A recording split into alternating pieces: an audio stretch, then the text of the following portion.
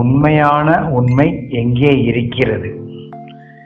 நீ எப்படி இருக்கிறாய் என்ற கேள்வியில் 1000 புத்திசாலித்தனமான பொய்கள் இருப்பது போல, கடவுள் என்றால் என்ன என்ற கேள்வியில் 1000 புத்திசாலித்தனமான பொய்கள் இருப்பது போல, மற்ற மனிதர்களின் வார்த்தைகள் மூலம் உண்மையை அறிய முடியும் என்று எந்த மனிதனும் நம்பினால், அவன் சூரியனும் கடலும் அந்த சிறிய வாயின் துளை வழியாக செல்ல முடியும் என்று நம்புவனைப் போல என்று ஒரு சுஃபி ஞானி குறிப்பிடுகிறார்.